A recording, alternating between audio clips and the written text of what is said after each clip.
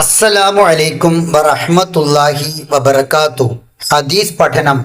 عن عثمان بن عفان رضي الله عنه قال سمعت رسول الله صلى الله عليه وسلم يقول من صلى العشاء في جماعة فكأنما قام نصف الليل ومن صلى الصبح في جماعة فكأنما صلى الليل كله.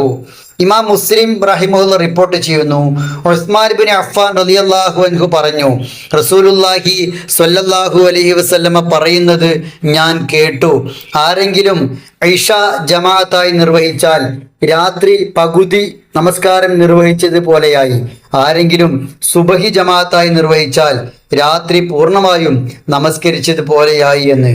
ഇശാ നമസ്കാരവും സുബഹ് നമസ്കാരവും പള്ളിയിലെത്തി ജമാഅത്തായി നിർവഹിക്കുന്നതിൻ്റെ പുണ്യം എത്രമേൽ മഹത്തരമാണ് എന്ന് സൂചിപ്പിക്കുന്ന ഒരു ഹദീസാണ് ഇത്. എല്ലാ ജമാഅത്തിനും പള്ളിയിലേക്ക് എത്തണം. പുരുഷന്മാർ പള്ളിയിൽ വന്ന് തന്നെ ജമാഅത്തായി നമസ്കാരം നിർവഹിക്കണം. സ്ത്രീകൾ വീട്ടിലും ജമാഅത്തായി നമസ്കരിക്കണം. മഹദിയായ മറിയം റളിയല്ലാഹു അൻഹയോട് ഏൽപ്പിച്ചതായി വിശുദ്ധ ഖുർആൻ പറയുന്നുണ്ട്, വർക്കഈ മഅർ റാക്കിഈൻ, റുകൂ ചെയ്യുന്നവരുടെ കൂടെ മറിയം നീ റുകൂ ചെയ്യുക എന്ന്. ജമാഅത്തായി നമസ്കരിക്കുക സ്ത്രീകൾക്കും വലിയ പുണ്യമാണ്. ജമാഅത്തായി നമസ്കരിക്കുന്നത് എല്ലാ വഖത്തിനും പുരുഷന്മാർ പള്ളിയിലെത്തി തന്നെയാവണം. അതോടൊപ്പം ഇശായിന് പള്ളിയിലേക്ക് ജമാഅത്തിനെത്തിയാൽ രാത്രി പകുതി നമസ്കരിച്ചതുപോലെയായി. സുബൈക്കെത്തിയാൽ ബാക്കി പകുതി നമസ്കരിച്ചതിൻ്റെയും പ്രതിഫലം ലഭിച്ച് പൂർണ്ണമായും രാത്രി ഉറക്കമിളച്ച് നമസ്കരിച്ചതുപോലെയായി എന്നാണ് റസൂലുള്ളാഹി സ്വല്ലല്ലാഹു അലൈഹി വസല്ലം ഈ ഹദീസിൽ ഓഫർ നൽകുന്നത്. രാത്രി ഇശായിന് പള്ളിയിലേക്ക് എത്തുന്ന, സുബഹി ജമാഅത്തിന് പള്ളിയിലേക്ക് എത്തുന്ന ഒരു വിശ്വാസിയെ കാത്തിരിക്കുന്നത് എത്രമാത്രം മഹത്തരമായ പ്രതിഫലമാണ് എന്നാണ് ഈ ഹദീസ് സൂചിപ്പിക്കുന്നത്.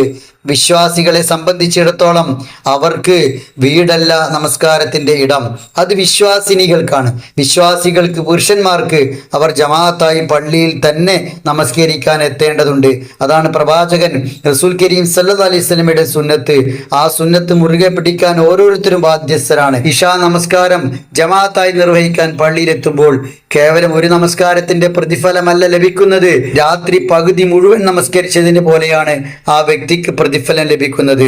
അതേ വ്യക്തി സുബഹി ജമാഅത്തിന് എത്തുമ്പോഴോ ബാക്കി പകുതിയും പൂർണ്ണമായി ഇശ സുബഹി ജമാഅത്തുകൾക്ക് പള്ളിയിലെത്തി നമസ്കരിക്കുന്നത് കൊണ്ട് രാത്രി ഉറക്കമിളച്ച് നമസ്കരിക്കുന്ന മഹത്തായ പ്രതിഫലം ലഭിക്കുന്നു. എന്നാൽ ആ വ്യക്തി ഉറക്കമിളച്ചിട്ടുമില്ല, നന്നായി ഉറക്കവും ലഭിച്ചു, ഉറങ്ങാനും സാധിച്ചു. ഉറക്കമിളച്ചവർക്ക് ലഭിക്കുന്ന പ്രതിഫലം പോലെയുള്ള പ്രതിഫലം ലഭിച്ചു. അതിനിടയാക്കിയത് അള്ളാഹുവിൻ്റെ പള്ളിയിലേക്ക് എത്തി എന്നതാണ്. എല്ലാ ജമാഅത്ത് നമസ്കാരത്തെയും ഗൗരവത്തിലെടുക്കണം.